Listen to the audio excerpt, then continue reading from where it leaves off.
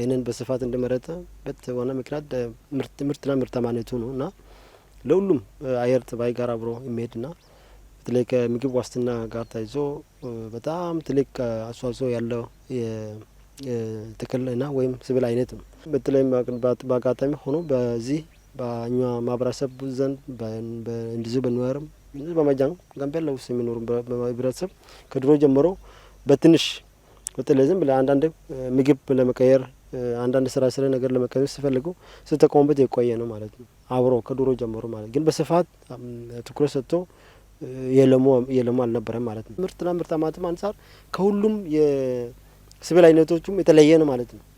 ይሄ ነው አሁን ባለው በደረሰበት ወቅትም የህዝብ ብዛት እየጨመረ የሚመጣበትና የምግብ እጥረት ወይ ፍላጎት እየጨመረ የሚመጣበት ይሄ ነው መብቱ የሚሆነው ማለት ነው። ሶሉሽን የሚሆነው እንደዚህ አይነት ምርቶች ነው። ለዚህ ነው ስትራቴጂክ ኢንቨስትመንት የምንለው ከዚህ አንፃር ማለት ነው። ለአሁን የተፈጠረ ያለው የአደጋ ያለው ፍላጎት ማሟላት የሚችሉ በእንደዚህ አይነት ምርቶች ነው። እንጀራ ይሆናል፣ ኬክ ይሆናል፣ ዳቦ ይሆናል።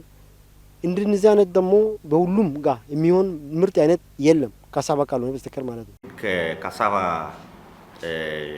ጋር ተያይዞ በተለይ እንደ ክልል ከዚህ በፊት በባህላዊ ሲጠቀምበት የነበረው ነው። በተለይ አኝዋ ዞን ብኔት በመጃንግ ዞንም በተመሳሳይ ሲጠቀምበት የነበረው ነው፣ ግን ባህላዊ በሆነ መንገድ ነው። ስለዚህ ሌሎች አርሶ አደሮች የማስፋት ስራ ለመስራት እንደ ግብርና ቢሮ የማስፋት ስራ መስራት አለበት። በተለይ ኢንቨስተሩ የጀመረ ስራ የማስፋት ስራ መስራት አለበት። በአንድ ሄክታር ከ150 እስከ 200 ኩንታል ይወጣል። ምንም ጥያቄ የለውም።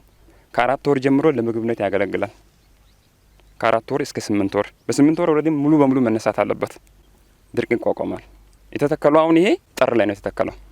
ጥር እንግዲህ ምንም አይታሰብም በዚህ ፀሐይ ዝናብ በዛ ሰዓት የተተከለ ነው። በቀጣይ የካሳባ ዱቄት ፋብሪካ ለመትከል ነው እቅዳችን። ቢያንስ 200 ሄክታር በትንሹ ማለት ነው።